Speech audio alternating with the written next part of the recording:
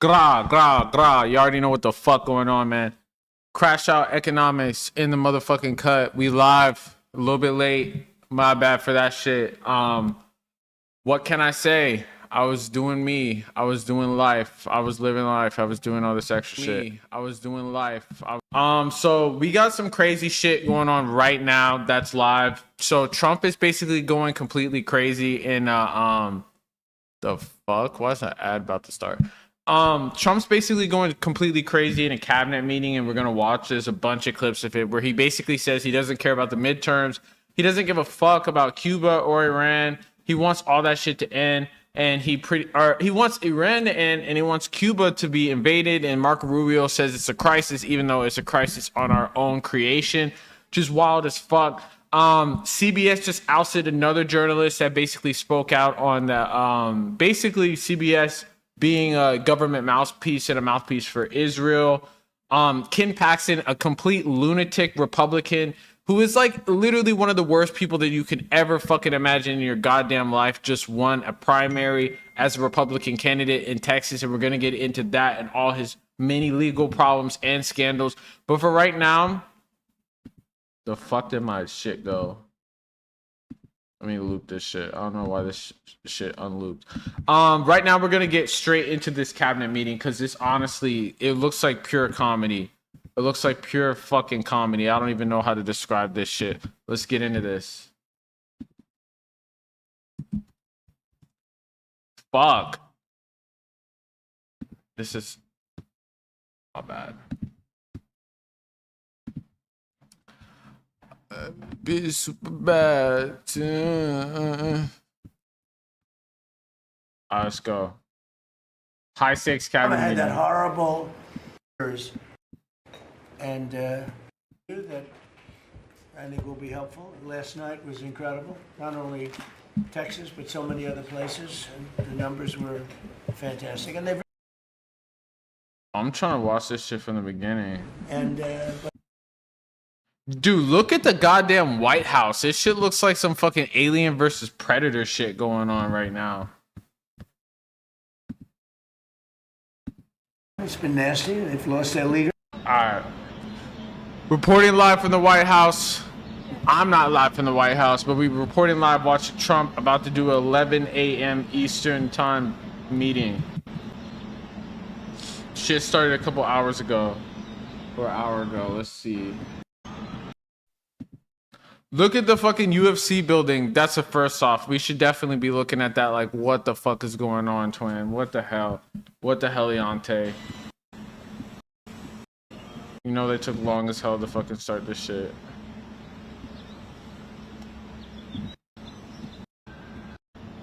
God damn.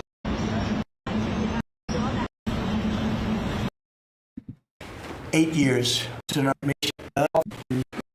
Alright, so he says a lot of crazy ass shit in this fucking live stream. So let's try to bear with it and see like all the shit that goes on. He pretty much said he doesn't give a fuck about the midterms and a bunch of other wild shit. Many other things, and I have a few words to say to you that I think will be helpful. Last night was incredible. Not only Texas, but so many other places, and the numbers were fantastic, and they've really been that way for a year. Yeah, of course he's celebrating Ken Paxton, fucking terrible human being. We're gonna get into why he's so bad. Almost nobody didn't win. So, but last night was very, very powerful. So I'm thrilled to welcome everyone to the 12th cabinet meeting of our administration, and we're doing something that no administration's ever done. We're always letting the press join us because we're very open and transparent. Yeah. I like the word transparent. They're openly and transparently fucking ruining the country and the world. To the best of my knowledge, press has never been invited ever to a cabinet meeting for any reason at all. Yeah, he does his live cabinet meetings where he likes to fall asleep. To have you. This team has achieved more than most other administrations achieve in 8 years. We took the most dangerous, unsafe, violent, and open border in the world. Anywhere in the world, there's no border like the border at every fucking speech. And created the most secure border in the history of our country. We had no people, 12 months now, no people reported in the last 12 months. Is came that in real? illegally. 0 illegal aliens admitted to the United States in the last 12 months, and those charts are made by, you would say, politically How unfriendly is this even people. a cabinet meeting? And the reason they don't come in is because nobody comes up, because they know that they're going to be turned away, and if they get in, they're going to be moved out right away. So it's been 0. You're the one that you do the reports. I'm actually surprised by the number because I don't know. I need to look at this. There's a crazy ass developing story of MAGA hogs getting mad as fuck. In 2025, we achieved the largest drop in the murder rate ever recorded. So the murder rate was quite high, and we achieved the largest drop in the murder rate ever recorded to the lowest level in 125 years. That's the year 1900. And that's despite the fact that many people came in from prisons and from very rough countries and from mental institutions. And bro, get to the fucking war shit, gang. Others, they came in illegally during the Biden administration. We've gotten many of them out, but we still have some that we're looking for, quite a few that we're still looking for, but we've gotten over 11,888 murderers were allowed into our country. We've gotten a lot of them out. We've gotten some, we put them in jail. We don't even trust the country to send them because they'll come back in maybe. We put them in jail. 11,888 murders, more than half of which have committed more than one murder. That's what they allowed. Holy shit. They can never be forgotten. This is literally yesterday. They've done to this country. Fentanyl coming across our border is now down by 61%. Man, get to the fucking war shit. Let's go. 61%. And coming in by water, by sea, by ocean is down 97%. Can you imagine? Thanks to our Republican majorities in Congress, we passed the largest tax cuts in American history. All Democrats for voted against businesses the and tax fucking cuts. billionaires Putting more and money the in Epstein Americans' pockets class. this year. The typical Let's family go. got tax refunds of nearly almost close to $5,000. The stock market has set 68 all-time record highs since the election. So 68 days, we hit all-time highs. We're right there now. And the average 401k, and that's despite the conflict. I don't call it a war, I call it a conflict. Despite the conflict with Venezuela, who no longer has a Navy, no longer has an Air Force, no longer has a lot of people that were leading the country into very bad places. You know he has to do this type of shit because he's fucking like flailing right now, and he's like one of the most unpopular goddamn presidents in modern history since they actually started taking approval. Since I took office. So the Americans are benefiting working today. We have the most working, and we have 401ks at their all-time high. Highest they've ever been. I feel like every single cabinet meeting goes like with the this. stock market, which is the highest it's ever been. Under my most favored nation agreements, this is something that I wish the media would talk about, because to me it's one of the biggest things ever to happen in our country.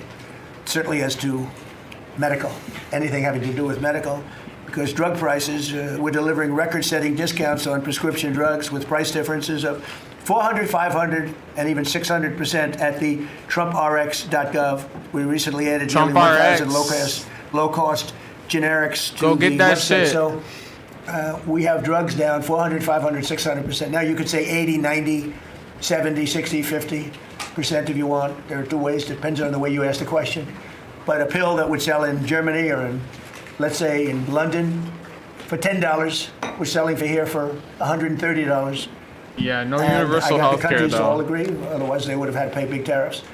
I don't want to go into it, but I had some very interesting discussions. They said vehemently no, and then when I said, that's all right, we're going to charge you a 50% tariff on everything you sell into America, they said, well, like we said, we'll say yes. And every single country agreed. And every Bro is using like agreed. the last of his life force to motherfucking say this goddamn bullshit right Lowest now. drug prices. God damn. He looks like fucking shit. His hair looks like a toupee. The world is bigger than the U.S. Hard to believe, but it's true. So it's not like you cut it in the middle. They just had to go up a little bit, but a little bit is a doubling of a price, so a little bit's a lot. So the pill would go from $10 to $20, and we'd go from waiting to talk on this $130 war shit. to Come $20. on, man. Think of that. So we would get, if you remember, some of you were at the news conference at and I'm so proud of it because price down, different way, you could say 70%, 80%, 90%, anywhere in the world. Now we're paying the lowest prices. Shit. Anywhere in the world, and the press refuses to write about it. I think it's the biggest thing. And for healthcare, you know, so much of it is prescription drug prices. And with them coming down, the healthcare is going to come down very substantially. We recently added nearly 1,000 low-cost generics too, as I said, and that's 1,000 drugs, and it's all on. And this was not our record. Should win the midterms. But the press, and on that buying site, I think anywhere on the planet, from Houston, Bobby, and I, wasn't sure whether or not I loved the idea, but they said we want to use Trump. TrumpRx.gov is what it is, and it's the hottest site I think anywhere on the planet. It's the hottest site on the planet. God damn, bro! Like, what type of animal do he be making his hair pieces or hair plugs out of? Because that does not look like human hair. I'm just saying. Understand, Bobby? Right? It's really great. People are calling up and they're buying drugs for literally a fraction of the price. And it should be the biggest story. And on that alone, we should win the midterms. On that alone, we should win the midterms. Yeah, okay. But the press doesn't talk about it. It's the biggest thing to happen in the drug industry ever, maybe. Ever. And the press doesn't want to write stories about it. We made the largest ever investment in U.S. military, $1 trillion, and we're asking actually for $1.5 trillion. Oh, my God. Yo, isn't that crazy? Like, we can't get fucking healthcare, but, like, they're making, like, the biggest fucking, like, spending, like, ever in the damn military. For what, gang? For what? For us to do a whole bunch of bullshit. It's crazy. Year, and we have the strongest military anywhere in the world, as you know. You saw what we did with Venezuela. That worked out very quickly. And y'all see what we're doing with the damn oil prices? We're the strongest military in the fucking world. We're doing really. Y'all better enjoy that shit, goddammit. Again, I don't want to write about it with Iran. Iran is very much intent. They want very much to make a deal. So far, they haven't gotten there. We're not satisfied with it, but we will be. We will be either that or we'll have to just finish the job. But their Navy is gone, as I've said 1,000 times. Their Navy is gone. Their Air Force is gone. Everything's gone. And everything's gone, but the Strait of Hormuz is just closed right now. And that's why your gas prices are fucking killing your wallet right now. But everything is gone. The Navy is gone. $1.5 trillion more dollars to the military-industrial complex and $3 trillion more motherfucking dollars to Israel. Let's go. They're negotiating on fumes. But we'll see what happens. Maybe we have to go back and finish it. Maybe we don't. Right now, I mean, you can speak to Steve Witkoff and Jared. They're doing a good job. But dude, this nigga's on hardcore uppers right now. It got the whole meth mouth. Looks like a whole underbite going crazy. Right now, I think it looks like they want to just make a deal. They want to. I don't think they have a choice. They're just going back to the internet because they're getting clobbered. Their economy is in free fall. They have 250% inflation. Their money has no value. Their whole economic system is broken down. They thought they were going to outweight me. Dude, you could diss them all you want, but the average American can see with their own eyes that the Strait of Hormuz is still closed and the gas prices are still crazy as fuck. And you know it's cooked when governors and people are out here blaming the oil companies. Like Gavin Newsom was basically blaming the oil companies the other day. And it's like, that's like the telltale sign of we're moving into 1970s fucking stagflation. No, we'll outweigh him. He's got the midterms. I don't care about the midterms. Look what happened last night. That was what? He just said he does not care about the fucking midterms, gang. Their whole economic system is broken down. They thought they were going to outweight me. We'll outweigh him. He's got the midterms. I don't care about the midterms. Look what happened last night. That was the prelude to the midterms. Dude, that was a Republican beating a fucking another Republican, a psychotic freak Republican at that. Average Texas politician basically beating another fucking regular freak Texas politician. And Trump endorsed the guy that basically glazed the fuck out of him, the Texas Attorney General Ken Paxton over John Cornyn. And he's chalking that up as some type of victory. But that was just a primary, gang.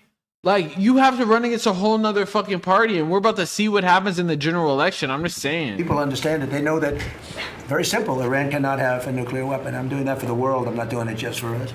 And so, we've had great support just to recap so far, this motherfucker has literally said that he does not care about the fucking midterms, gang.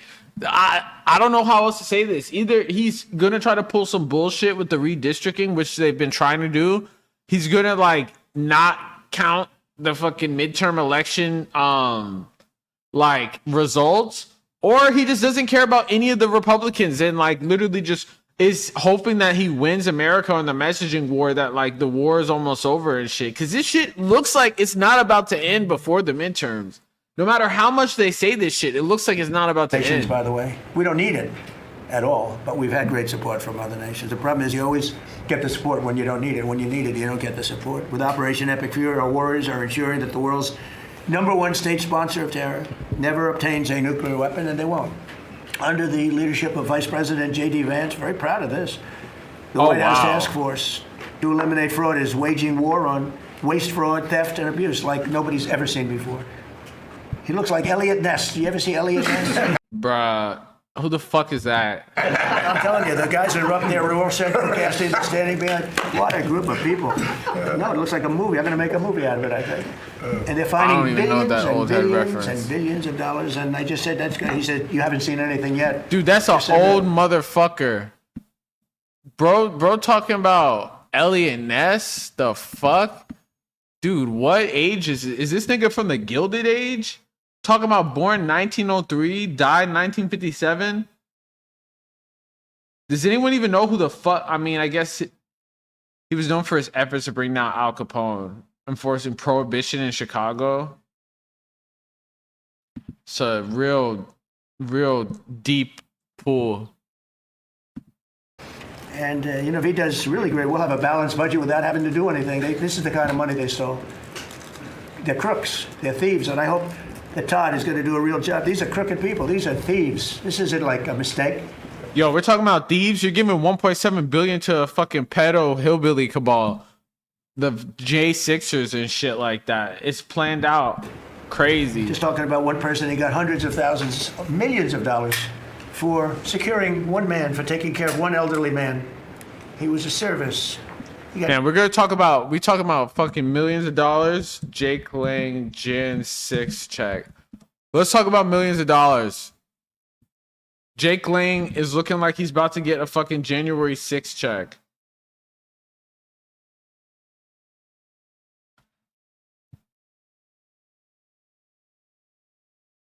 Damn, I don't know if it's in breaking news because no one really gives a fuck about Jake Lang like that. But I saw it in when we watched the Enrique Torres, the Proud Boys video yesterday, where he was talking about he's looking to get at least $2 million from the January 6th slush fund. It's just kind of ironic that Trump's sitting here talking about like crooks and shit, millions of medical dollars for fraud. taking care of one man, total crook. They're Especially all when you crooks. got Rick Scott in the Medical Fraud Hall of Fame. They've done to Minnesota, the Somalians, they're crooked as hell.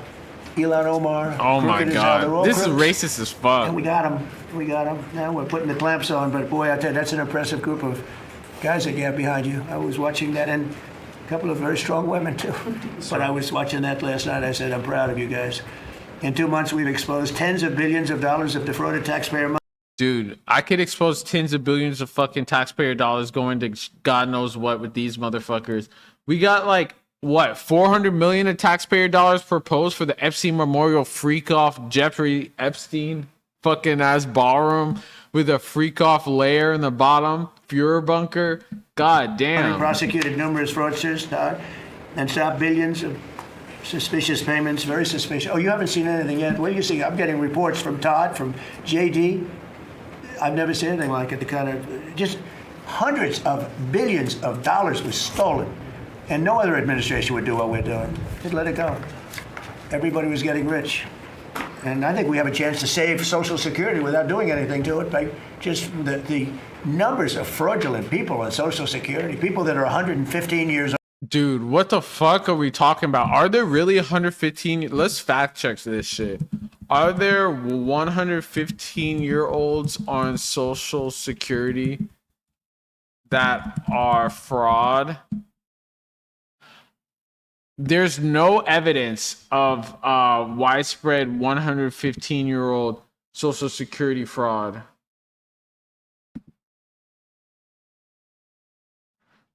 Social Security has broad support across parties, setting the record straight. Social Security has a payment accuracy rate of over 99%. Only 0.3% of Social Security benefits are improper payments, which are typically caused by mistakes or delays. Not 115-year-old people. Old, 125 years old, getting payments. It's funny, I said, oh, do those payments get turned back? Dude.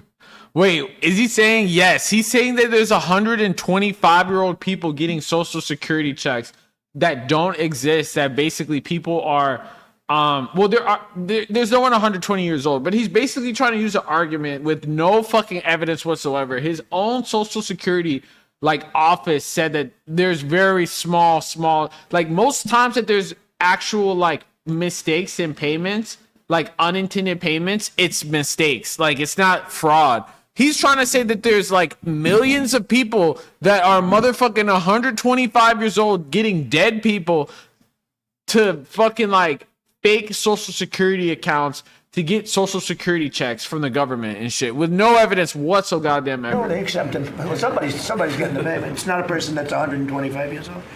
And how would you even be able to get the money? Like if it's in someone else's name? Least of it. The numbers that we're finding out, we have great people at Social Security. We're going to make our Social Security so strong, so good that you never. In this case, if they're currently getting fucking 125-year-olds that don't exist and getting these Social Security checks, and it's under your office and it's been under your office for fucking years now. Like, at what point is it anyone else's fault? Isn't that your own fault? Like, what? Say anything like it. We're going to protect. I said right from the beginning, we're going to protect our people. There's this thing called the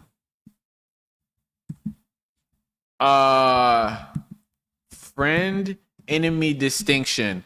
So there's this renowned Nazi named Carl Schmitt. He was a German political theorist, and he created this thing called the friend-enemy distinction.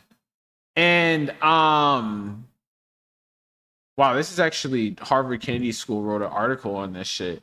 Dividing up the planet and championing illiberal democracies, Trump seeks to make Carl Schmitt's vision of world of reality. So basically, Carl Schmitt is this Nazi guy that basically theorized, this is like an early motherfucking Nazi. He basically maintained a presence where he said that there's a difference between, it's basically fascism in a way that basically creates an us versus them. So he's trying to do all these things to distract people with culture war issues and like random ass issues like Social Security that no one even thought about, and like 125-year-old dead people getting Social Security checks, because he's trying to create this version of the world where you're afraid of your own fucking neighbor.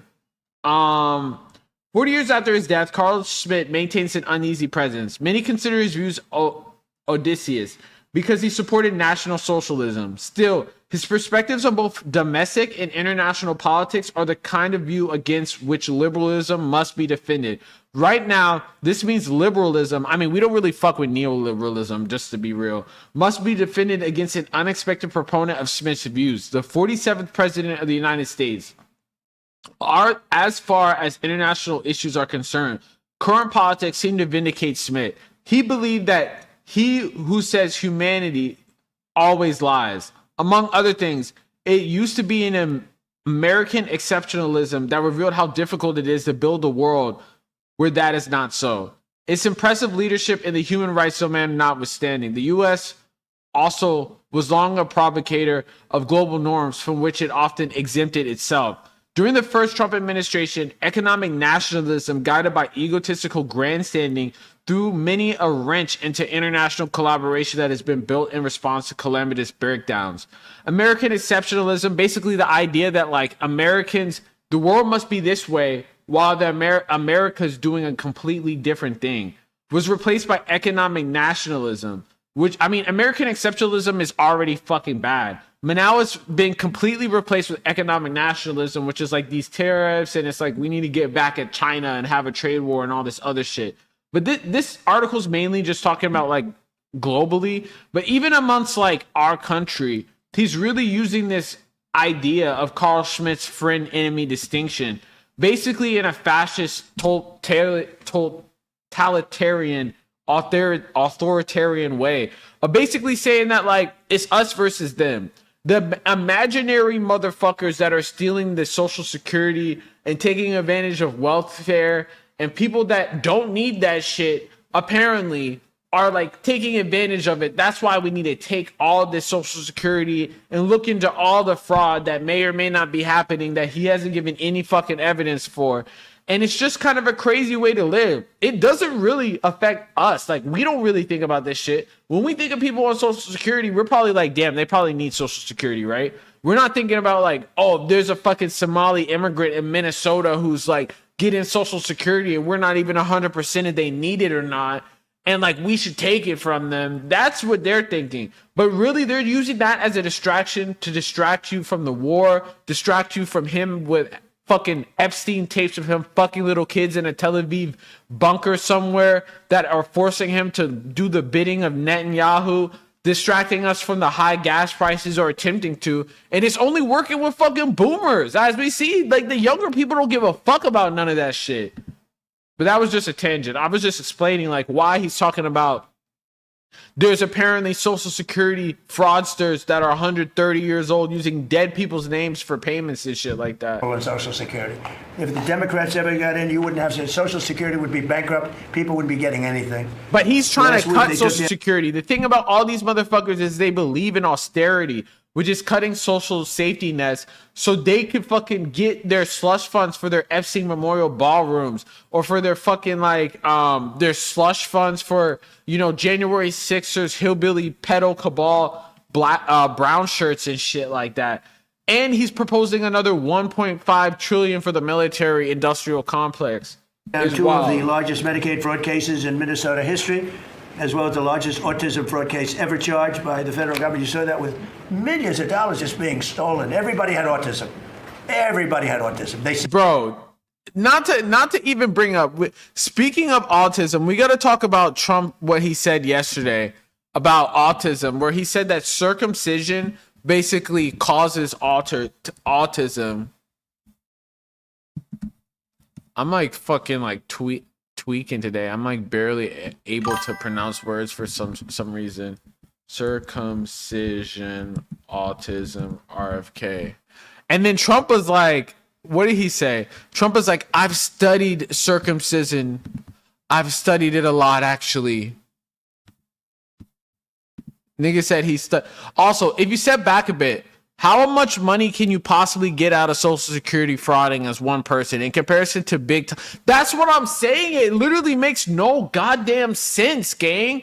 Like, it makes no sense. Like, even if, say, step away and think if some random person is getting a check from Social Security or some shit, and they are using a dead family member that's 130 years old, does that pale in comparison to the fucking billions of dollars that we're sending for our bloated military ass budget? Why the fuck you think they choose $1.5 trillion? You think we really, like, Iran is making, I feel like that one video where Trump really out here making fun of the TISM. Yo, for real, we're gonna get into that.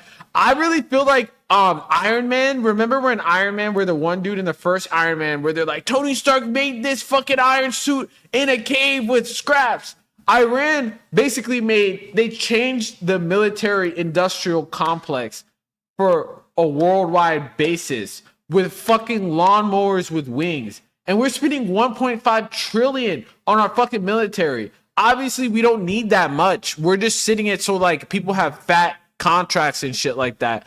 But yeah, let me get back to the autism that Trump was talking about. He was making fun of autism, but they say that circumcision is causing autism. There's some link between your dick as a kid and fucking autism, apparently. Let's see. These are circumcision truthers.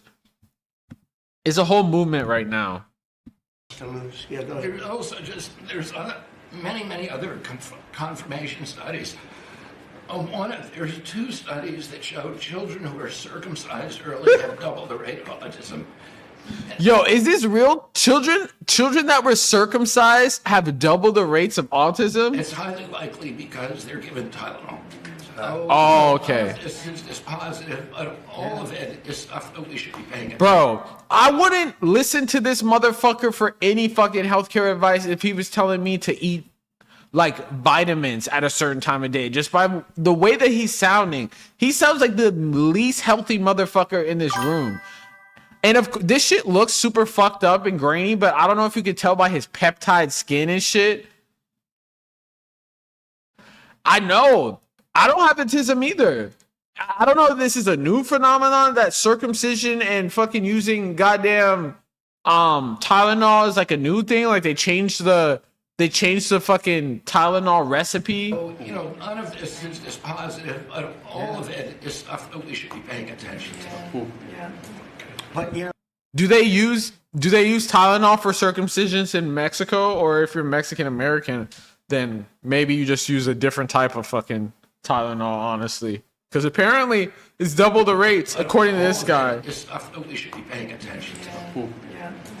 But, you know, there's a tremendous amount of proof or evidence, I would say, as a non-doctor, but I've studied this a long time ago. Dude, what the fuck? Trump said he's studied circumcisions a long time. And there's a tremendous amount of proof. He sounds like a man that got his hood stolen and is trying to cause retribution over this shit. I've never heard of some shit like that before in my goddamn life, man. Let's see. It was incredible, actually. And I've just seen I see what they're doing. You haven't seen anything yet. So, yo, by the way, if you want this motherfucker, make sure you follow up. Make sure you sub up if you can. You can sub up with Prime and help support independent media because we're dissidents of the regime. These motherfuckers probably want to target us eventually. We get millions of views on Instagram and all this other shit. So it helps support. I'm going to have some merch coming out too and shit. If you're on YouTube, make sure you sub up. If you're on Twitch, make sure you follow. And if you can't sub up with Prime, use that goddamn Jeff Bezos bald ass shiny head motherfucker money, man. Let's go. Congratulations, JD. Be vicious like they are. They're violent people. They're violent, vicious scum. For real. He said, I've studied circumcisions. Before asking Vice President Vance to speak about these efforts, I want to express our tremendous gratitude to our outgoing Director of National Intelligence, Tulsi Gabbard. Tulsi Gabbard got fired. Howard Lutnick over here, the fucking Epstein. Dude, this is like an Epstein blunt rotation in this motherfucker. I don't know if y'all can see this guy. Speaking like Mano. I'm starting to think the CEO of Tylenol fucked with Trump or RFK or something. Honestly, I feel like that shit might be the friend-enemy distinction as well. Like, they just picked a random-ass company for real. But this is, like, for real Epstein blunt rotation right here. Howard Lutnick, y'all can kind of see him. CEO that profited off of 9/11 because his building fucking blew up and killed all his workforce and he cashed in on the insurance and shit. He lied about being on the Epstein files and now he's a lot more quiet because he got caught with that shit. Never mentioning acetaminophen. They keep saying, yeah, that's weird. They don't talk about the generic version. They're talking about specifically fucking Tylenol. Yo, Tylenol must not have given him that fucking check under the table or some shit. They didn't suck his dick hard enough. Speaking of sucking Trump's dick like a fucking, like, I almost said some crazy shit. I'm going to say Pam Bondi has thyroid cancer. Man, you suck that Trump radioactive dick too long and it will come back to bite you in the fucking ass, man. Pray for Pam Bondi. Pray for Pam Bondi, man. This is crazy. Pam Bondi confirms thyroid cancer diagnosis after leaving DOJ. How did he get on the board? I never heard of him, but can you explain his Epstein rotation? All right, so the Howard Lutnick is a deep cut. He was basically the CEO of just some firm that was in the World Trade Center, and he was like in the New York development world, and he essentially is just like a crook in a you know, in the first Trump rotation, he basically had like warhawks and shit, also probably Epstein affiliates and just overall neocons. Nowadays, it's less about ideology and more about just being a complete and utter cuck to Trump. And Howard Lutnick. Here, let's look at I'm gonna do a side note because it's actually really fucking funny. He basically he said that he's never met Epstein, and he said he basically said that he's never met Epstein and shit like that, and it turns out that he did. He said that I need to find the actual story. Where he said that him and his wife met Epstein. Yeah, I think this is it. He speaks about his former neighbor. The government shutdown has delayed any push to release all of the Department of Justice. His alleged interactions with Epstein when the two used to be neighbors. ABC's Rena Roy. He used to be Epstein's fucking neighbor. Reports. Lutnick is speaking out about convicted sex offender Jeffrey Epstein. I need to find the original clip. Lutnick knew of his behavior, but that some even This guy was this is it. This is it. without providing evidence. This shit is funny as fuck because he tries to say that he never spoke to Epstein at all when he was literally Epstein's next door neighbor. And he tells some elaborate story about how Epstein basically invited him over one day and then he saw a massage table in Epstein's house. And then his wife, he was like with his wife and he was like, it's the right type of massage, right, Howard? And then him and his wife backed out of fucking Epstein's house and never came back. But it turned out it was a lie because he went to the island with his kids. High-profile associates not only knew of his behavior, but that some even participated. Did they see it and ignore it, or no? They participated. Right. That's what his MO was. Get a massage, and what happened in that massage room, I assume, was on video. This guy was the greatest blackmailer ever. Without providing Dude, this is total projecting. You know damn well they got fucking tapes of this nigga in Tel Aviv too. Evidence, Lutnick saying he believes Epstein may have traded alleged blackmail videos for a lesser prison sentence during his first criminal case in 2008. I assume way back when they traded those videos in exchange for him getting that 18-month sentence. He also described Epstein as, quote, gross. I say to him, yeah, this is the part where he says that he's gross, basically. Massage table in the middle of your house? How often you have a massage? And he says, every day. And then he gets weirdly close to me. Ooh. And he says, and the right Yo, this is so, she said, ooh. Massage. His comments are a major break from the narrative. Yeah, he said the right type of massage, and then he tried to paint a narrative that he had nothing to do with from it. the Department of Justice and the FBI. FBI Director Kash Patel saying this when he testified last month. He said there was no tapes. If anyone, him case. Epstein to release the. So I need to see Howard Lutnick's where he came out and had to actually say he confirmed. Why did the Epstein files show he had lunch with Epstein on the fucking sex island with his family. A meeting and planning a visit with Jeffrey Epstein on his private island in December. After he said that he had never met the dude and never chilled with him ever after that massage table thing. I'm glad to be here to make it clear that I met Jeffrey Epstein when I moved to a house next door to him in New York, right? And I met him then. This is a slimy ass guy. I met him 2 other times that I can recall, 2 times, and that is none for 6 years. So 6 years later, I met him, and then in that 6 years later was around the time that he had previously already gotten arrested for being a fucking pedophile. A year and a half after that, I met him, and never again. Probably the total. But he said before that he only met him once. Seen all of these documents, of these millions and millions of documents.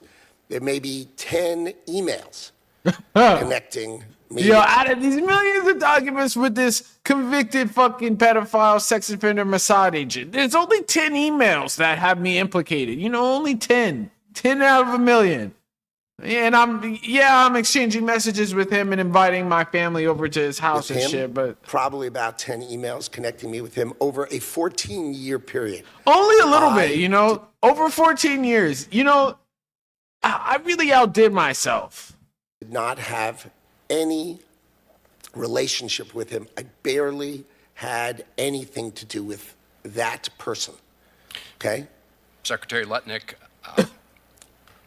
I think you understand the root of concern here. It's the way you described very emphatically your first encounter with him. Yeah. His apartment, said you were disgusted, would never have any contact with him again. Epstein Island alumni, man. Someone needs to make some merch for the fucking, a college sweater that says Epstein Island alumni and put Trump, put Howard Lutnick, put Lex Wessler on that motherfucker. Who else? Prince Andrew. I mean, I don't think you would ever wear that shit in public, but someone needs to wear that as political merch. Did you in fact make the visit to Jeffrey Epstein's private island?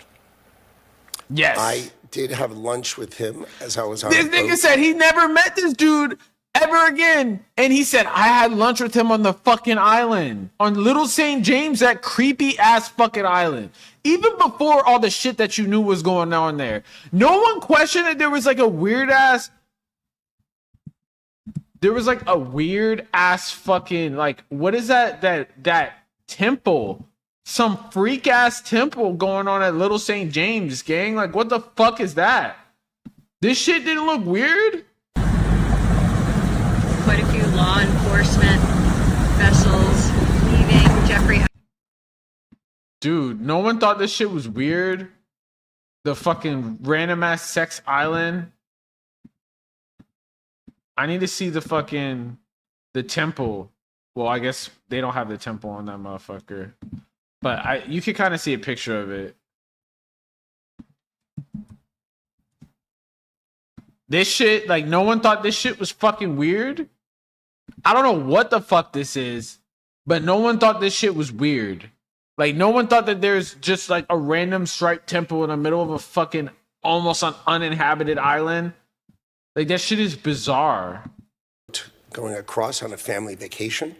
My wife was with me, as were my 4 children and nannies. You took your 4 children to Epstein's Island, man. Like, that's some sick shit. There's no one else with that much. Like, who the fuck else is on the list that brought their kids to the fucking island? I don't know, man. I had another couple they were there as well with their children. And we had. Wow, I don't know why he brings up the fact that they brought their kids and shit. Like, that's supposed to make it better. Lunch on the island. That is true, for an hour. And we left with all of my children, with my nannies and my wife, all together. We were on family vacation. We were not apart. To suggest there was anything untoward about. Dude, just the fact that you're bringing the family on this fucking island is weird as hell. That shows you have a relationship. I don't recall. You went out of your way to go 1,000 miles from New York City, where you live, to go in fucking Little St. James. We did it, but Mr. Secretary, again, as I said, there's not an indication that you yourself engaged in any wrongdoing with Jeffrey Epstein. It's the fact that you believe that you misled the country and the Congress. Yeah, so he misled Congress and shit. Anyways, back to this. Person, actually. Give a round of applause for your Epstein alumni, guys. At least he's in high spirits right now. He's doing a lot better than when he was getting grilled by Congress, right? Come up with some findings that were pretty good. And Tulsi's worked tirelessly to restore trust and focus on the intelligence and with the intelligence. Back to what I was saying. I guess if you suck Trump's dick long enough, you might just fucking die. Pam Bondi confirms thyroid cancer diagnosis after leaving DOJ. I mean, at least thyroid cancer isn't that, I think it's like somewhat curable and it's not as bad, but I don't know if you get this from dip or just sucking radioactive Trump dick. Yeah, he needs to be in jail. Like, it was a lot to get into. Like, it's a lot of fucking like prior information and shit, but it's like basically he's just Epstein's homie. And of course he's still on the fucking board and shit of whatever the fuck. It's like, what is he like? I forget what board he's even on. It's just some weird shit. Former Attorney General Pam Bondi told CNN on Wednesday she's diagnosed with thyroid cancer, man. Man, what are we doing for this? What are we doing for this? I mean, not to wish cancer on anyone, but dude, what the fuck? Oh my god. Yo, we gotta talk about the LA mayor too. Like, I'm sure not a lot of y'all care about the LA mayor race because, like, unless you're in fucking LA, like, it doesn't really matter for you. But yeah, pack watch for Pam Bondi. Ain't this what they've been waiting for? You ready? Yeah.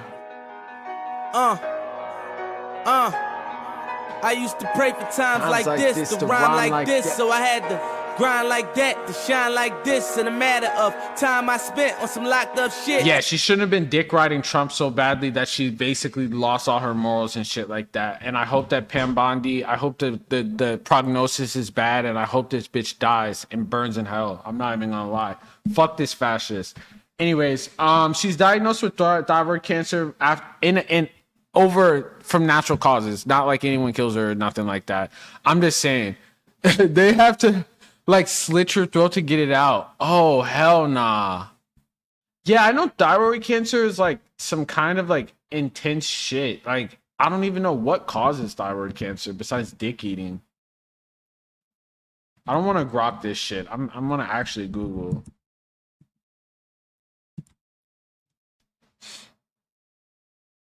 We're gonna actually read. We're not doing that Google AI shit. It's very common though. It's the 11th most common cancer in the U.S. and makes up nearly 3% of new cancer diagnoses. The 8th most common cancer for women in the U.S. My cousin was in the military, so you might be right. Oh yeah, they must have been dick eating. But it's common in women, so have no known risk factors. I guess genetic tests, avoid radiation exposure. Dude, I'm telling you, she was sucking Trump's radioactive dick. Like, look at this dude, bro. He's literally deteriorating. Like, before our very eyes. You can't tell me you can't get radioactive exposure from this fucker. Like, what is on his goddamn neck? Oh, Bluetooth headphones? Oh, fuck. I need to avoid those. The worst thing about AirPods that I feel like is really fucking annoying is I just forget that they're in my ear and I'll leave them in there for mad long. That's like the scariest part about for me is I feel like I just leave my fucking like AirPods in and they just feel like nothing. And I feel like they did that on purpose and it's like population control. But yeah, look at this dude, bro. He's like literally radioactive. Trump skin. Imagine giving this type of motherfucker fucking head, bruh. That shit will give you thyroid cancer. Let's see. Epidemiologist exploration. Oh, nah. Bluetooth headset usage on thyroid nodules using Shapley. Damn, so Bluetooth can really cause fucking thyroid cancer?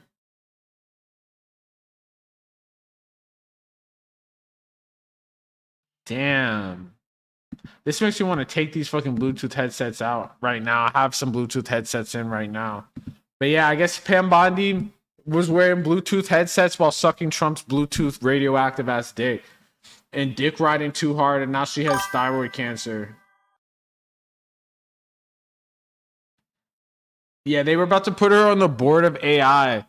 Said impact starts at over 4 hours of usage every day. Fuck. Okay, I need to stop. I don't use them for 4 hours, but if I forget that they're in, like, I feel like I could end up having my headphones in for 4 hours. But 4 hours is a long ass time to have Bluetooth headphones in. So that's a warning for everyone in the chat.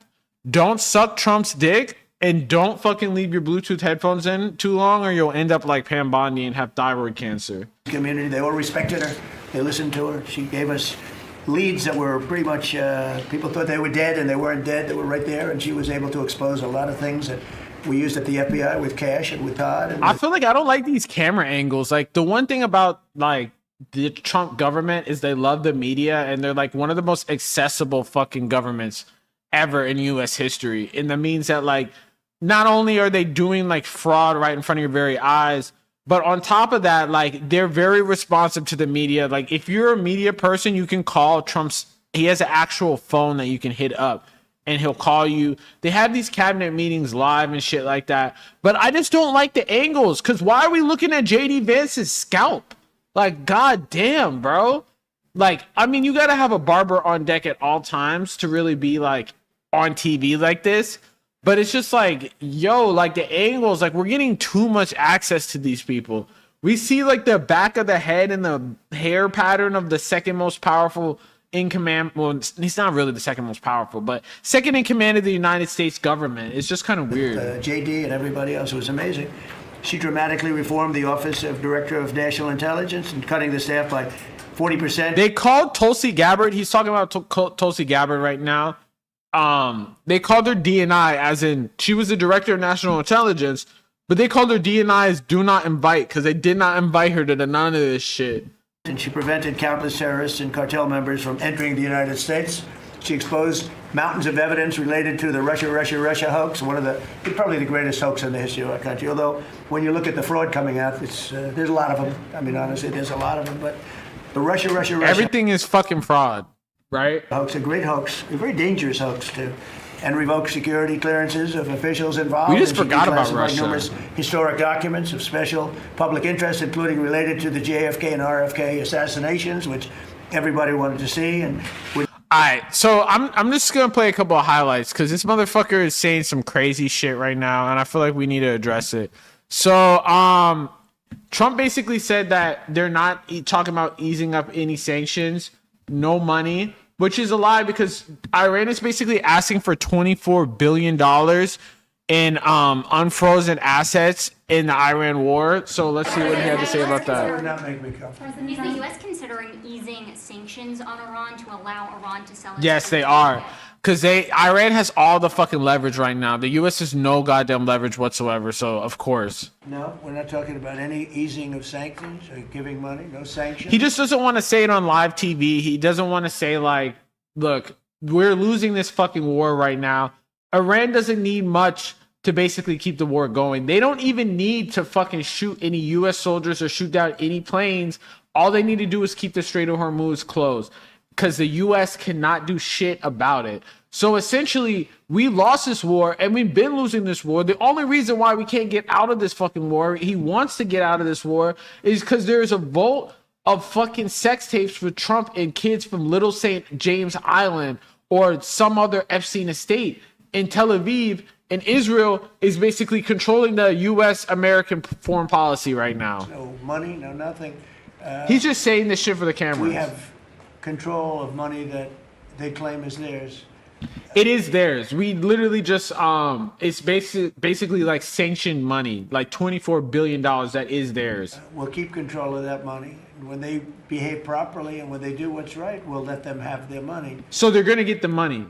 Like essentially that's what you're saying. But right now we're not doing that, and it's not, one thing is not contingent on the other. It's so funny because if you know anything about the JCPOA, which is the Obama nuclear deal, the biggest problem that these fuckers and like the neocons and just neoliberal dickheads, Israel, and all these people combined have is the fact that like Obama basically unfreezed a lot of Iranian assets. So Trump will say they flew in money on planes, billions of dollars to Iran in exchange for the pathway to having a nuclear weapon. When Trump, he basically said that they're going to get money when they start acting right. They're going to get their own money that was sanctioned from them. So it's just, he's basically doing a worse version of the Obama nuclear deal. And it's just funny. It's funny as fuck that he's like trying to spin that as, wait, he appears to confuse Venezuela with Iran. Oh my God. Oh yeah, we did hear this earlier. 68 all-time record highs since the election. So 68 days we hit all-time highs. We're right there now. And the average 401k, and that's despite the conflict. I don't call it a war, I call it a conflict. He called it a war at other times. Despite the conflict with Venezuela, who no longer has a Navy, no longer has an Air Force, no longer has... We heard this earlier, and I never even thought about this. I think he was talking about Iran. People that were leading the country into very bad places. Yeah, it was just one person that they basically got. Another highlight that I want to see, we saw the part where he said he doesn't give a fuck about... he doesn't care about the midterm elections at all. But...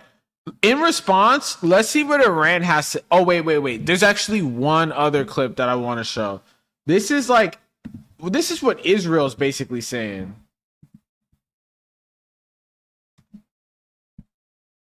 This is like one of Israel's basically people. He says that Israel will not allow Trump to make a deal with Iran. Just to understand who the fuck is running the American foreign policy. If you watch my Instagram, you know. There's people that love Israel that are American Congress people that, I mean, I'm going to show it later, but let's just go with this fucking genocidal maniac has to say. I need to show so you can see the actual shit. Minister Ben, do you think a bad agreement for Israel like the one with Trump is likely to bring against Iran will be harmed in the bloc? First of all, there's something called the real thing, which is human life. A bad agreement for the state of Israel can harm humanity, human life. I know that Prime Minister Netanyahu and all the members of the cabinet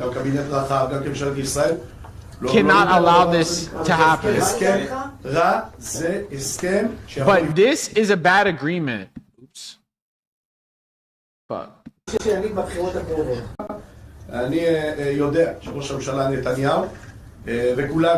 mind, this is the same guy that had motherfucking a noose pendant basically for allowing and basically pushed for a law to allow for fucking Israel to basically only execute Palestinians for various crimes within Israel. The law doesn't apply to Israeli Jews at all. It only applies to fucking Palestinians.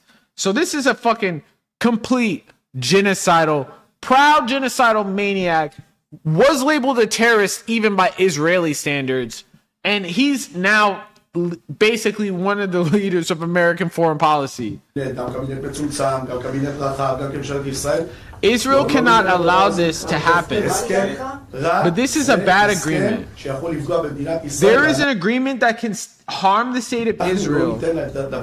And we will not allow this to happen. A bad agreement will not happen. It cannot happen. Because in the end, the agreement is bad. It has nothing to do with the election or with animals, with all due respect. So essentially, this is Trump. This is one of Trump's bosses essentially saying that, Israel's not going to allow a motherfucking bad agreement on their terms. So even if we wanted to end this war, even if by God's graces, y'all wanted your gas prices not at $10 a fucking gallon, it doesn't matter. It's not in your control. Trump doesn't give a fuck about y'all. He only cares about not letting these motherfuckers leak his fucking sex tapes and him with his freak offs at Little St. James Island. But on the Democratic side, we got to talk about something too, since we're on the topic of Israel. I posted this clip on my Instagram, but this is a U.S. Senate candidate. And also, she's a current representative for Michigan's 9th District. If you wanted to know, there's the easy way and there's a hard way of the Israel lobby basically controlling you. You can either be controlled with blackmail like Trump, or you can be just paid off like her. She's so paid by fucking Israel that she should be wearing a jacket with the AIPAC shirt on like a goddamn NASCAR driver with the logos all over her for AIPAC and all those shell... what are those shell packs and shit like this? I've never seen glazing like this. And in the United States Congress, I will continue to fight for the people of Israel. I will continue to fight for Israel's existence. Israel comes to me in my dreams. I see Israel's future, and I know that Israel will continue to exist for the Jewish people. Even the people at this fucking thing are not that hyped. They're kind of like, what the fuck is this lady saying? And it looks like this is like after October 7th and they got hostages, but they're not even clapping up as hard as they should be for this shit. Not saying that they should be clapping up hard, but it's like the way she's speaking this shit, she thinks she's goddamn Martin Luther King or some shit up there, and everyone's just kind of like confused by these statements. I love you all so very much. Happy Hanukkah. Yeah, so imagine someone said this about the UK, or God forbid someone said this about Cuba, or someone said this about Iran. It was like a US senator. People would be calling them treasonous. They would be probably fucking like getting investigated for treason. But she says that I see Israel in my dreams. So we're as a country stuck in between a rock and a hard place. The Israeli lobby and then just general warmongers in Israel that are controlling this war. This war might not end for a fucking while. Yeah, so yeah. Let's see what else. I want to see if there's any more fucking highlights of this shit. Oh, this is a funny video. This has nothing to do with the fucking with Israel or the war in Iran. But apparently MAGA cult lunatics got mad at someone playing Fuck Donald Trump on music and started tweaking out. Hogs mad. Hogs mad. Hogs mad. Hogs mad. Let's see. Let's see. I haven't seen this. I haven't pre-watched this.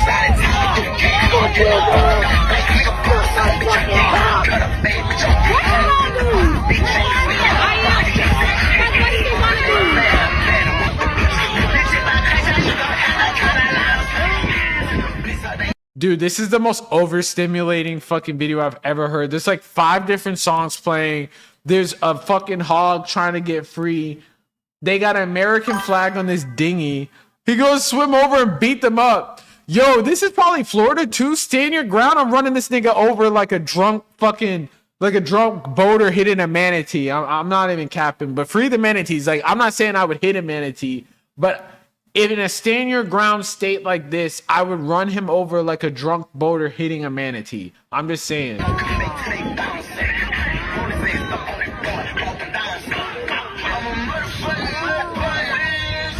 I can't tell if this is like NBA Youngboy playing or like what the fuck. I don't hear the fuck Trump song. Like, this song sounds terrible. It's not worth all this, twin. This song sucks.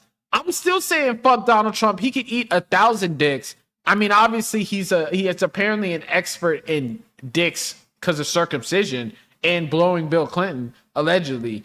But it's not worth all this. Like, you're literally proving the MAGA fucking tropes correctly. Like, you're fighting your family, you're pushing your girlfriend or wife or sister down to do what exactly?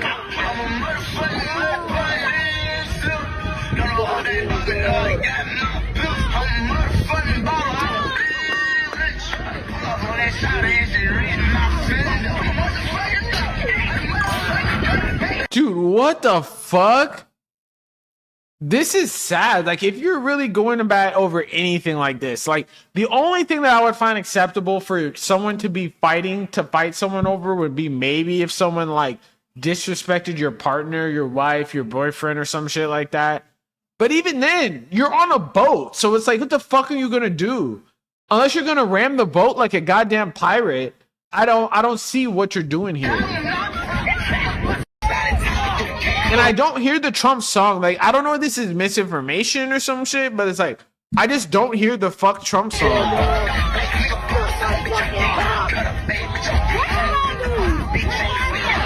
Dude, goddamn. Talk about snowflakes and shit like that. What the fuck is going on? Oh yeah.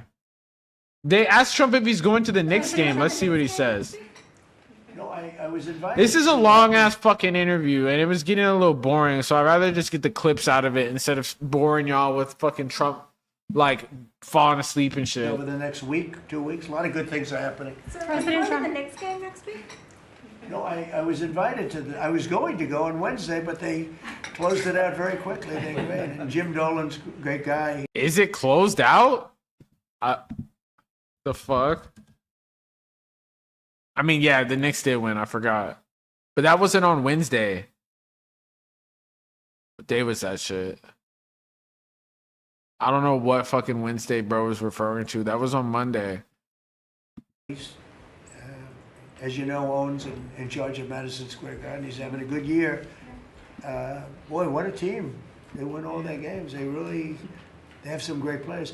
I think I'll be going to one of the games. Yeah, I was invited by numerous people.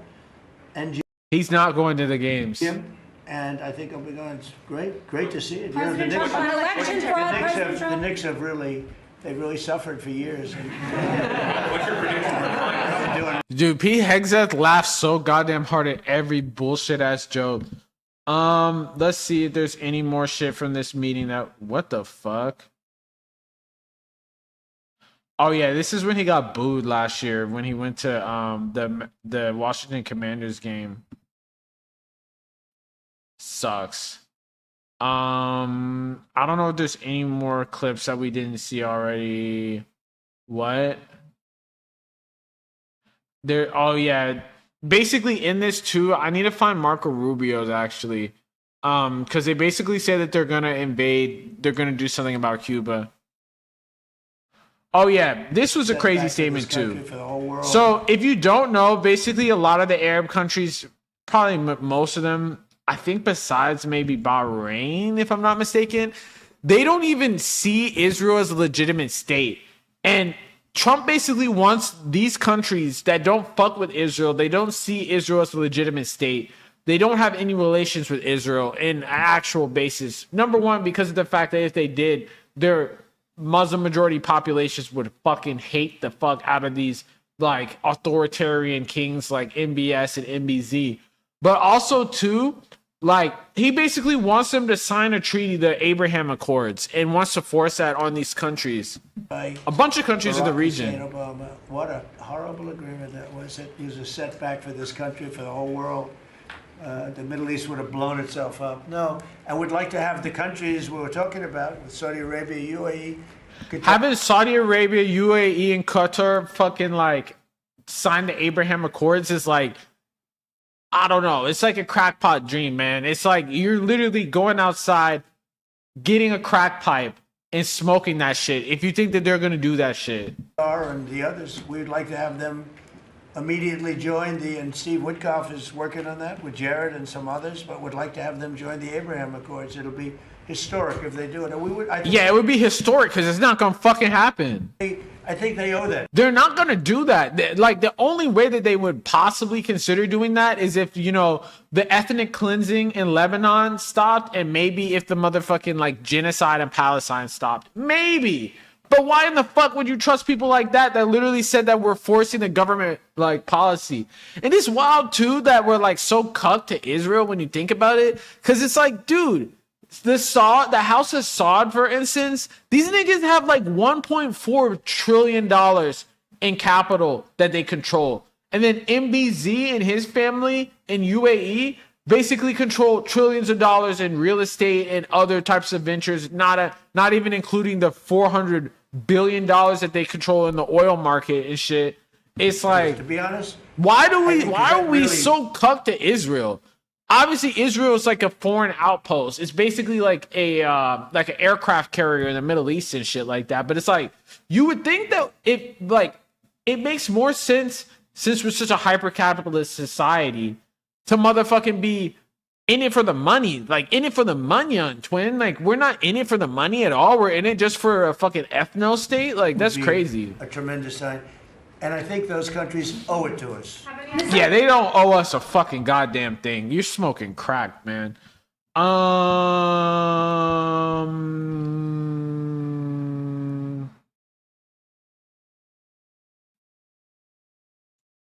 Okay, this is the last clip that I'm going to watch about this. President, you've said that you're in no rush to make a deal, but with gas prices that are still high across the country. Because this actually affects your everyday life about the gas prices and shit. I have other stuff that I want to talk about too.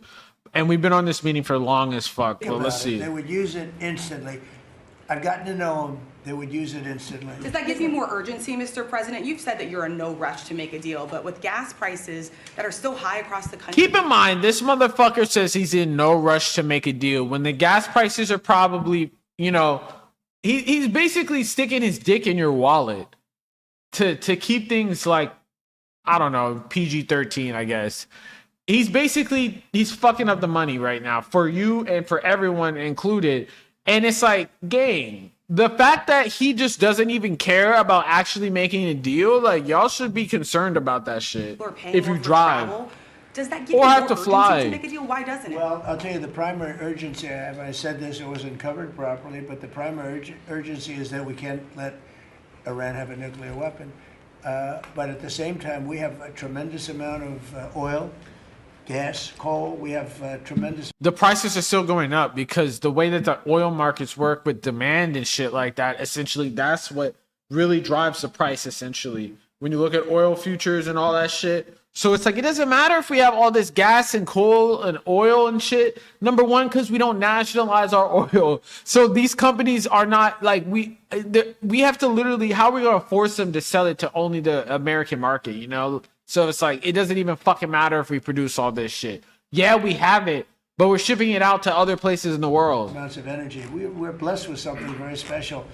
Those prices are going to come down. They're going to come down fast. I think that you'll see, actually, Todd, I think you're going to see lower prices that we had even before we did this. Now, I knew there'd be an increase. Notice how he didn't say a time of when we're going to see these lower prices. We have a choice. We don't have to do anything in 2 years or 1 year or 2 months because Iran would have had. He said that this shit can go on for 1 year, 2 years, 2 months. The fuck, gang?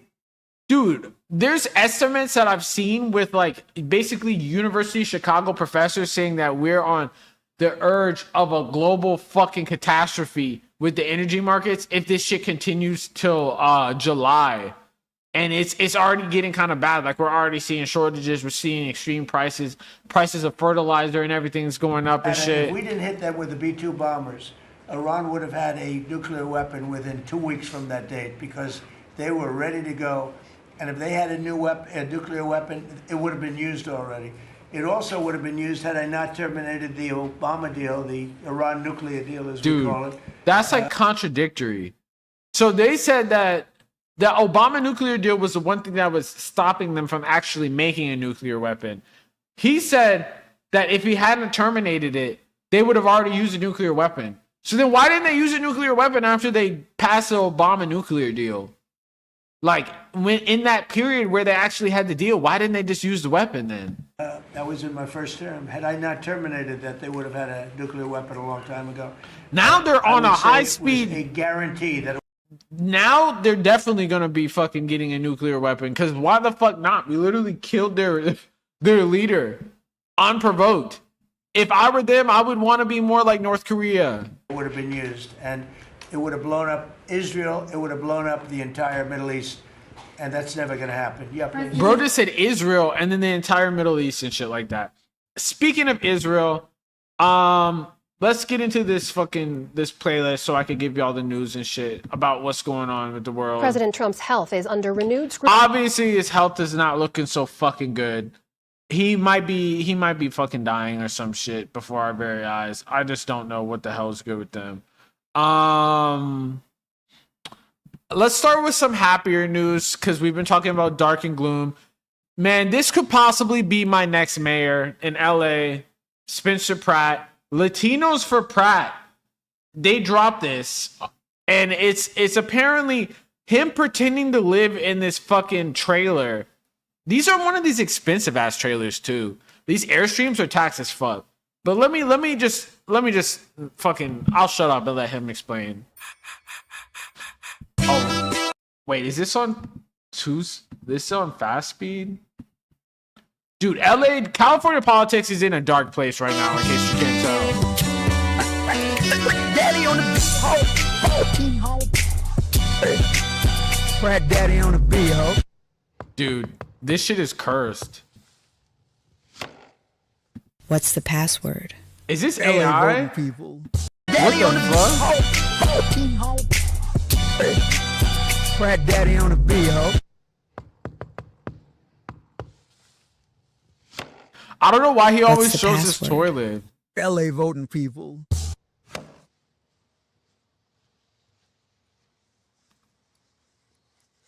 You late. Dude, did he make this fucking trash ass shit? Okay, this is some. What the fuck is that? Pratt Daddy on the beat, ho. You don't any council vote, make it a free throw. Camp down, call an ambulance, tell him breathe, bro. Change the whole city, walk around with the sweet smoke. Jabroni politicians ruining the city. City hawking hate me, got my crystal. Dude, I don't know what the fuck I'm looking at right now. Is that supposed to be Nithya? I thought this is Latinos for Pratt. Is this supposed to be satire? Because like, if this is a legit campaign, like YouTube, this is fucking terrible. Looking pretty. How many teeth you really got? I mean, it's too many homies. Promise passing up the rock, just like you. Nanya? Lock your doors and hide your wallet. There's no cops watching. Sometimes you gotta pop out and show voters. Certified crystal man, I'm taking over quotas. Walk them down. Whole time I know they got no hope in them. Taxes on them, extortion, bad roads on them. Dude, what the fuck are we looking at? That's what I don't understand. Like, why is this under the Latinos for Pratt YouTube? Someone said he could be the first homeless person elected to office. I'm not lying, in case y'all saw. This is on the Latinos for Pratt YouTube. We got Joe Rogan doing a goddamn rain dance and shit. AI Joe Rogan or some shit. I don't even know what the fuck this is. The fact that this is posted, it looks like a legit, like, A legit YouTube. I hear you like to run. You better not ever go to District 1 and any voter that talk to him and then just make sure you hide your little rescue dogs from them. They tell me animal controllers letting dogs get abused. And Misty at the meetings looking fully confused. And now they got a weird case. Homeless on the ground, certified politician, certified clown and around. Wah, wah, wah, wah. Clean it up. Wah, wah, wah, wah. I'ma do my stuff. Out of Palisade burning down. Ain't you tired? Trying to strike. Dude, who the fuck made this song? I don't even know if it's him. This sounds like a school project. And it's probably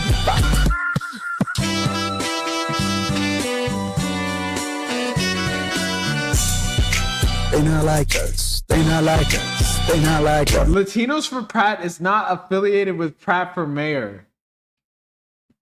Okay, that's good. It's just a bunch of AI slop. There's so many AI slop fucking videos of this dude that he basically promotes and pushes out. And these boomers fucking love it. He has actual AI fucking commercials and shit like that.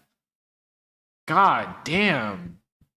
Yeah, if you're in LA, man, vote. Fucking June 2nd.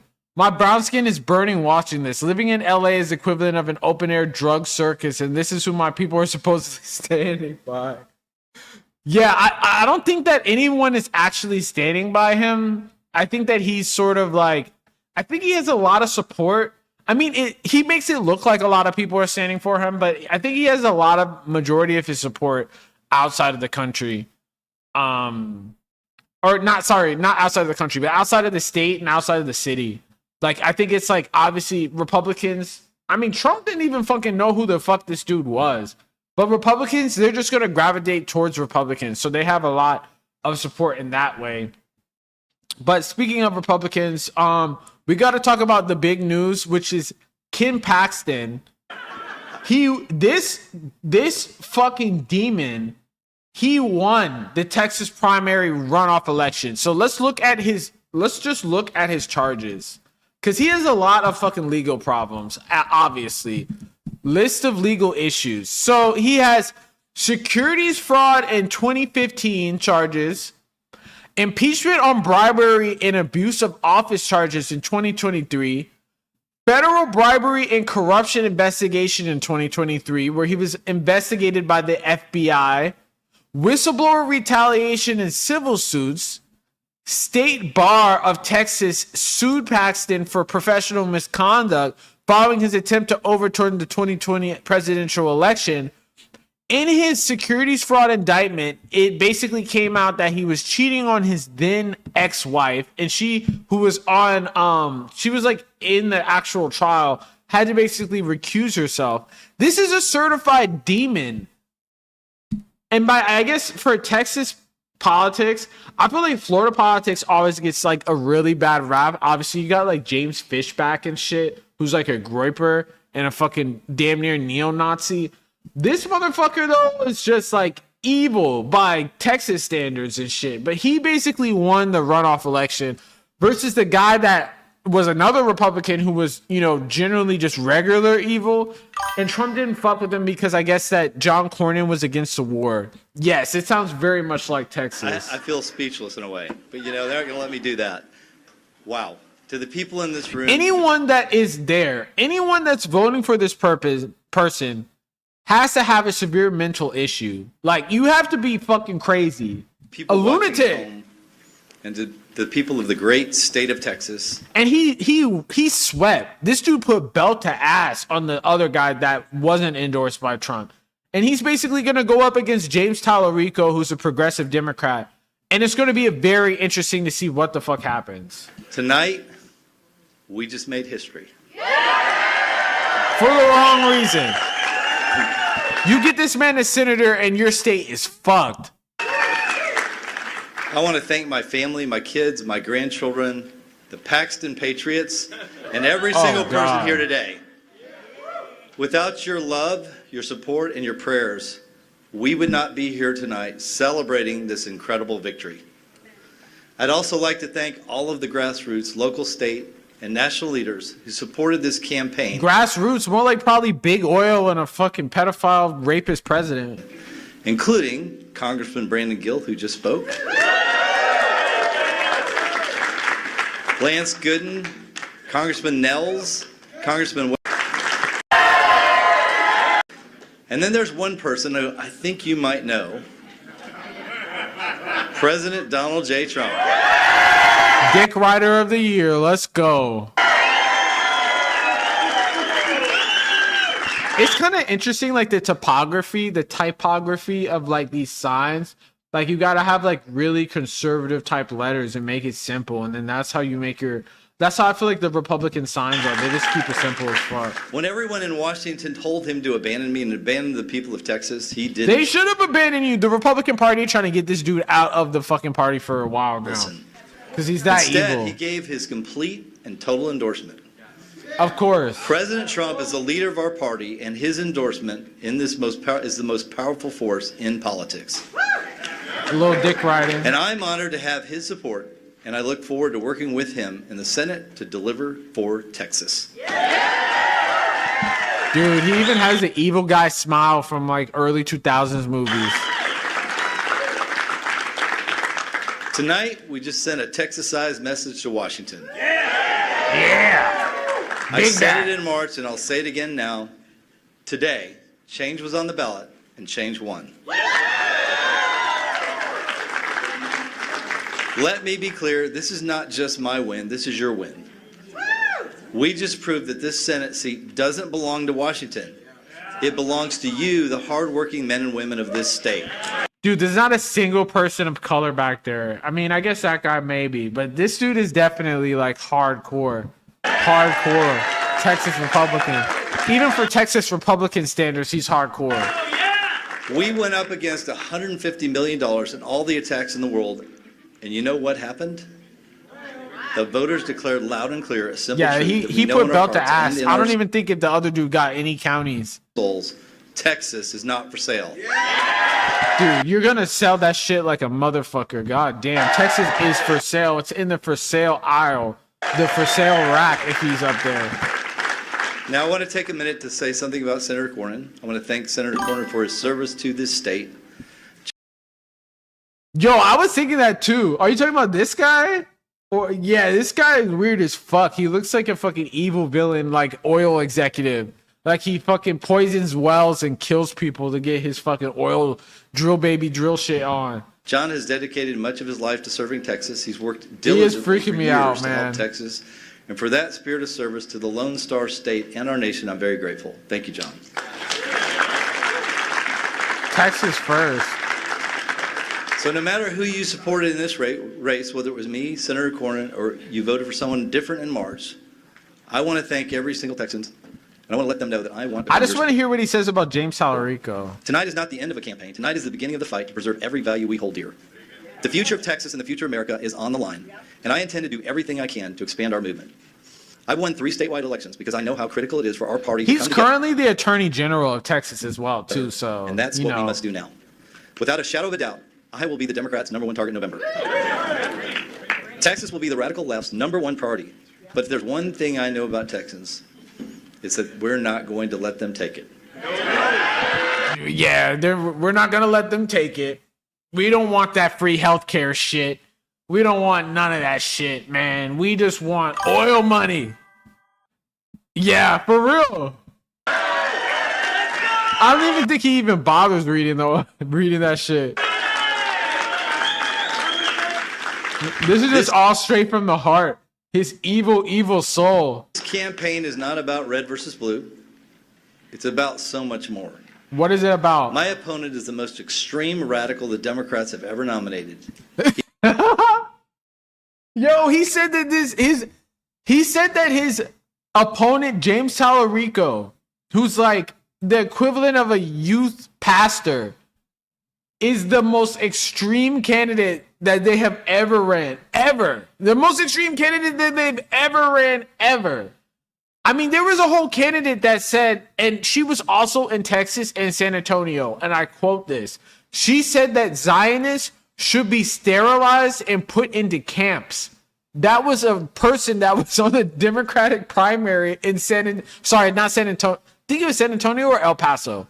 It might have been El Paso, actually. But she was in Texas. So it's like the fact that he said that James Talarico is the fucking most extreme candidate that they've ever ran is wild. He's even running a vegan campaign, whatever that is. He goes by a few names that you may all have heard of. Some people know him as Tofu Tallarico. Some people call him Six Gender Jimmy. Yo, he definitely made this shit off top. Six Gender Jimmy. Yo, someone in the back was dying. Cackling and shit. Heard some people call him James Tallarico. And others refer to him simply as Low T Tallarico. Dude, these fucking... This reminds me of the AI Joe Rogan shit that we just saw with the Spencer Pratt ad. He said Low T Tallarico. But no matter what you call him, let me tell you this. James Tallarico is a threat to everything we hold dear in this state and in this country. He's a threat to our security and our safety. He really said with a straight face, James Tallarico is the most extreme Democrat that has ever ran. And then his oil baron, his oil corporation handler is just in the back and shit right here, gang. What the fuck? Open borders, and even said a welcome mat should be at our southern border. He's a threat to our children. Nowadays, just seeing what they did with Thomas Massey, like, I feel like you can just lie. Like, you could just lie for real. You can say whatever the fuck you want to say in campaign ads and shit like that. Which reminds me, we don't be lying on this stream, man. If you want this motherfucker, make sure you sub up. Make sure you like. If you're on YouTube, make sure you like, comment, and sub. If you're on Twitch, make sure you could drop a Twitch sub. You know, you can use Prime, use Jeff Bezos' bald head ass money for this shit. But let's keep going. Wants boys and girls sports. Gender mutilation surgery performed on kids. And when asked what he loved outside of his family and friends, you heard what Brandon Gill said. His first answer was trans kids. That's weird. He is really bad. Like, as the last chatter said, he is really bad at reading on this teleprompter. He said he loves trans kids. That's a radical guy. It's a radical guy for, like, feeling that trans people should, you know, have the right to exist. He's a threat to our prosperity and Texas economy. He said you can't be a Christian if you support the oil and gas industries. Dude, they're literally killing y'all. They're like, I love the oil and gas. I love the oil and gas industries. He wants to raise your taxes. Man, we got these fucking Russian bots in this motherfucker. Fuck y'all niggas. And he won't do a single thing to lower costs for you and your family. And finally, he says he doesn't like the oil and gas industry. Gang, gang, gang. I forget what that sound is for. Oh, it's for a follower. Hell yeah. Let's go. Krink78, appreciate CMK781, appreciate the follow gang. Old people just want to watch the world burn, I guess. Fuck it. They are on that shit, man. Old boomers and shit. They love Israel. They want to see the world burn. They love the oil executives that are placed in the crowd as handlers and shit like that. He's a threat to our very way of life and our values. I mean, he's a vegan who thinks God is non-binary and that there's actually 6 biological sexes. It's hard to imagine someone more... Why are they so obsessed over that shit, gang? ...radical than that. No matter what he says or how much he raises, the reality is that James Tallarico is going to be nothing more than I kind of like the name James Tallarico, though. That shit is kind of a vibe. Like, he should make that with shirts. Texas-based puppet for Chuck Schumer and the National Democrats. I don't even think that he was in favor of Chuck Schumer. I forget, though. He wants the open borders policies of Biden, the woke agenda of AOC. He's going to push trillions more in spending. It's going to continue to drive up prices for all of us. He can never become our senator, but I need your help. We know James Tallarico is going to raise more money than any Democrat in America. Yeah, let's see what James Tallarico has to say. This is the first time you've joined us where you know who you'll be running against in November. Is this the campaign you wanted? Tallarico versus Paxton. Is this the opponent you wanted? I feel like this opponent is more of, you know, it's more extremes, you know. Republican primary. Well, Ken Paxton embodies the broken political system. He does, actually. He is the most corrupt politician in America. 3 years ago tomorrow. He dead ass might be one of the most corrupt politicians of all time. He's up there with Rick Scott, and he's up there with Trump. I don't know. He might be more corrupt than Trump, honestly. He was impeached by his own party. He has never been to Chicago. Who? Oh, like what? Chicago politicians? I mean, Rahm Emanuel is pretty fucking corrupt too. Public trust. Illinois does have some low-key corrupt ass politicians and shit like in the past. I mean, New York also, but this motherfucker, Kim Paxton, bro, he's one of the most corrupt. If we gotta read his list of charges again, let's see what he got.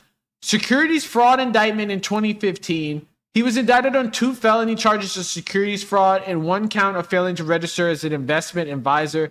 The allegations stem from actions prior to taking office, where he's accused of persuading investors to buy stock in a tech startup without disclosing that he was being compensated by the company.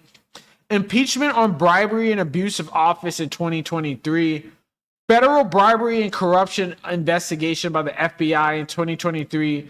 Whistleblower retaliation and civil suits in 2020, and state bar and Texas misconduct lawsuits in 2020 for saying that the election was basically stolen. This nigga is one of the most corrupt fucking politicians of all time.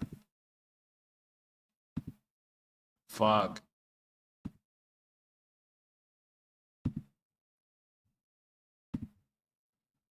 Where the fuck was that shit? I got mad fucking windows open.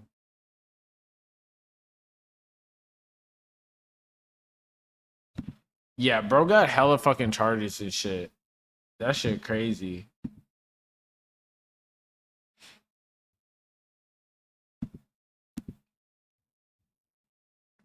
Let's keep going.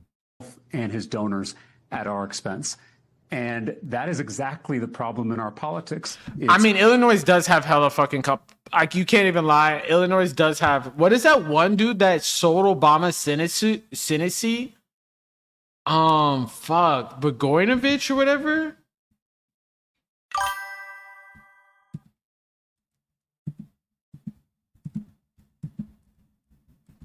I feel like New York is. Oh yeah. Bogdanovich. Yeah. He was fucking. Let's see.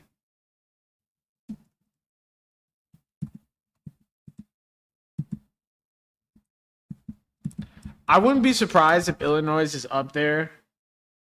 No. Illinois ranks the highest in the nation, behind, and then we got highly populous states: California, Texas, and Florida. It makes sense though. I mean, Illinois does have like a history of a lot of organized crime and shit like that. They've been moving kind of crazy. Politicians who serve themselves and their. It's all of them, which is wild as fuck. But I feel like New York has to go up there too for the amount of crazy shit, like the Weiner trial or whatever the fuck that guy's name is. Anthony Weiner, isn't that his name? Didn't he do some shit? Or no. He was one of them. Oh, he's a sex offender. There was another one too. Spitzer.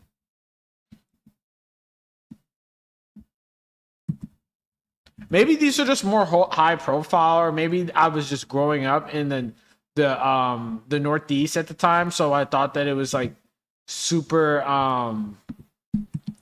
politicized. But he had a lot, or maybe it was just a sex scandal, so it wasn't as bad. But he basically went to a brothel and shit, and they wanted him to resign. So I mean, like it's all across the board. I always just think of New York as being corrupt as fuck. Also too, because of Eric Adams. Also, mega donors. But the level of shit that Kim Paxton was doing was definitely like, that shit was next level. Like, he was speed running this shit instead of serving us. It's why we can't afford anything. It's why we can't get ahead no matter how hard we work.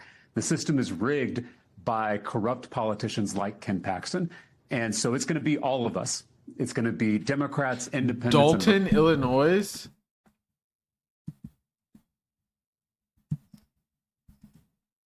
Oh, yeah, I do remember this shit.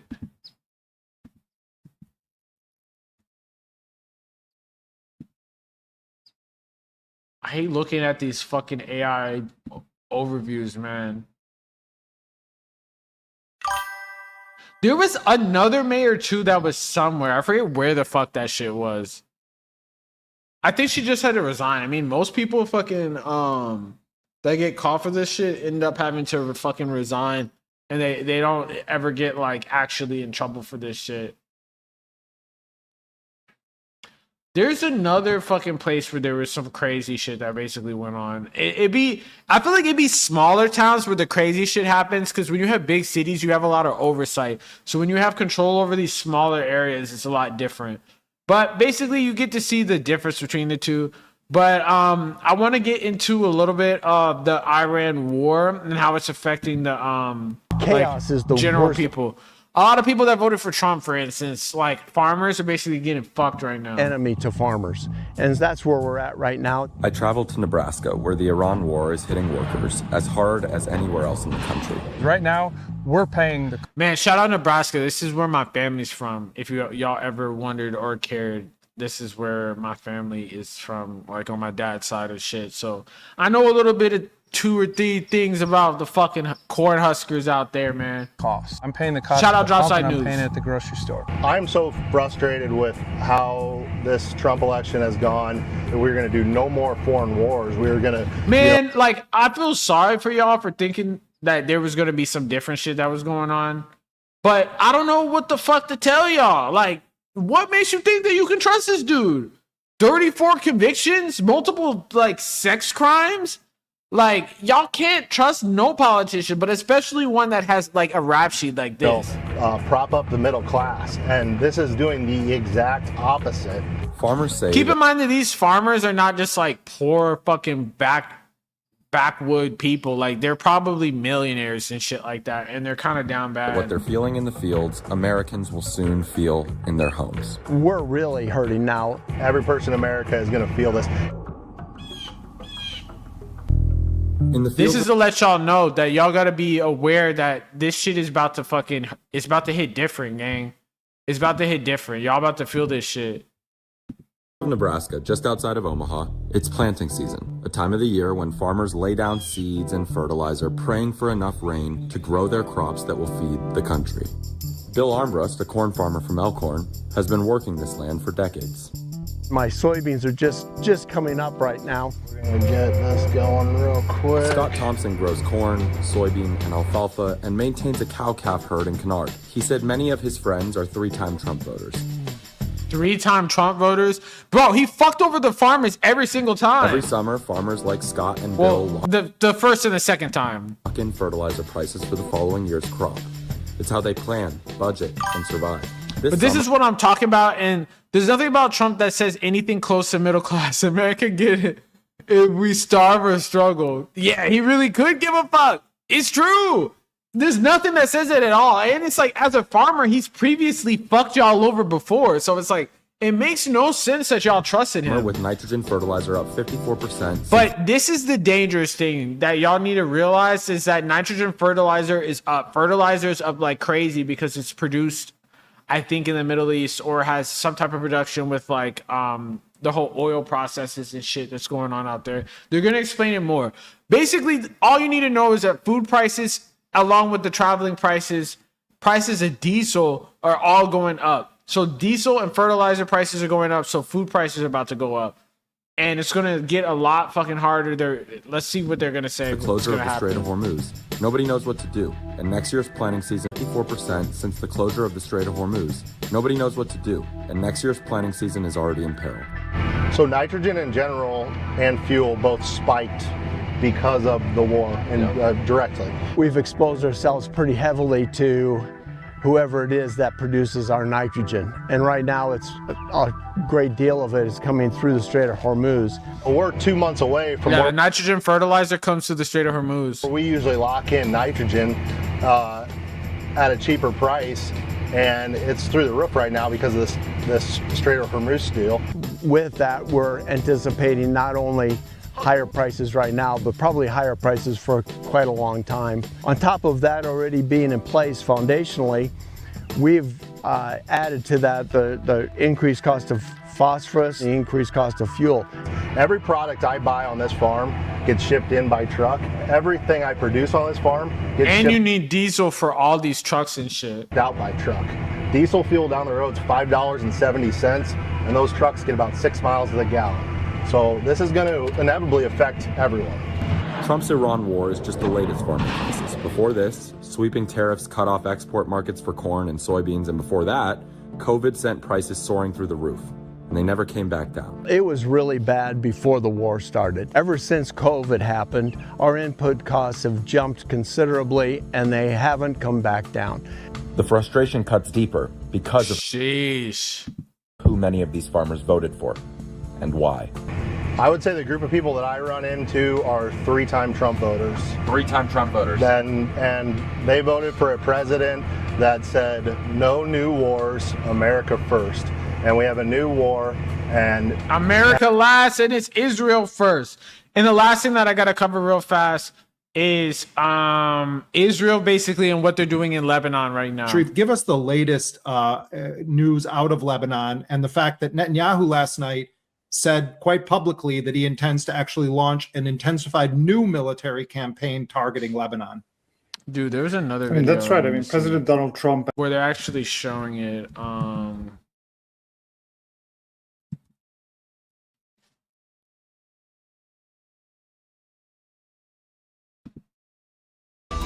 Israel intensifies its military action in Lebanon, killing and injuring dozens of people despite a US-brokered ceasefire. It's supposed to be a ceasefire in Lebanon, by the way. Iran insists those attacks must also end as part of any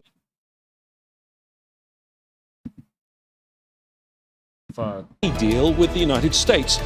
And there's not going to be any deal with the United States unless there's an actual ceasefire in Lebanon. So it's like that shortage and that problem that we saw before is exactly connected with this. Basically, Israel is fucking over, your food, your diesel, your gas prices. Why is Israel ramping up its strikes? This is Inside Story. It's wild. They think that they could just do this shit. And we're just going to sit there and take it. Hello again, I'm James Bays. Despite last month's US-brokered ceasefire in Lebanon, Israel is ramping up its attacks, more killings, destruction in the east, as well as the south, and new orders, forcibly ordering people to leave their homes. It's not much of a surprise. Yeah, they're forcing people to leave their homes as well. It's an intensification promised days ago by the Israeli Prime Minister Benjamin Netanyahu. His forces are facing stiff resistance from Hezbollah, helped with new drone technology. But diplomatically, and Hezbollah's currently putting belt to ass on these motherfuckers. The picture is more complex than in recent times. What happens in Lebanon is at the center. But let's see. A scene of mass destruction is all that's left of a residential building in the Lebanese town of Burj al-Shimali outside Tyre. It was leveled in an Israeli strike on Tuesday, killing at least 16 people, including 2 women and 3 children. Since then, rescue teams continue finding more bodies. Including this elderly man who was buried under the rubble of his home for more than 12 hours. The elderly man we just found was innocent. We're still searching for another innocent woman over there. Earlier, we recovered the woman who had been thrown from her home. A lot of times, too, Israel be double tapping these areas. Home all the way to this It's crazy. spot. These press are brave as fuck even pulling up over here because Israel could easily strike Also this place found again. 3 young men near the building's entrance. What have we done to Israel? All I can hope for is that the resistance prevails. Israel says this is a sure way of making sure that people still fuck with Hezbollah. I mean, because why wouldn't they? They're the only people that are actually doing something about this. It's expanding its military operations in the south beyond its so-called yellow security line that stretches 10 kilometers deep into Lebanese territory. On Tuesday, new Israeli forced displacement threats for 51 towns in southern Lebanon triggered a new wave of internal displacement. People here are extremely afraid. They're concerned that this violence is going to continue despite a ceasefire. The people living in this ceasefire, right? Building that was attacked actually fled these areas at the start of the conflict and then returned when the ceasefire was announced. But this is the result of a so-called ceasefire that's supposed to prevent these kinds of attacks. Yeah, but it didn't. But I gotta get out of here. I gotta go eat. I've been I started a little late today. I usually start at 9:30. But I appreciate all y'all tuning in. I appreciate everyone that tuned in. I appreciate you for the follow. Make sure you sub up. Make sure you follow up. If you're on YouTube, make sure you sub. If you're on Twitch, make sure you sub and use a Jeff Bezos motherfucking sub. Or just hit a follow and shit, gang, because we're going to be rocking out. I'm going to be streaming every motherfucking day this week. You already know what the fuck going on. I might be doing an IRL stream to the plastic explosion in the motherfucking... Cheers, man. I'm digging the show. First time. Hell yeah. Appreciate it, gang. Yeah. I'm gonna start streaming till 12, and I'm going to start streaming at 9:30 Pacific Coast time. And I'm also going to be possibly doing an IRL stream at the plastic explosion in Orange County. That is a big deal right now. That's been on the news. So I'm going to tap in. Appreciate y'all. Consider hitting a sub or donate on Patreon or donate with the tip button below this shit. You already know what the fuck going on.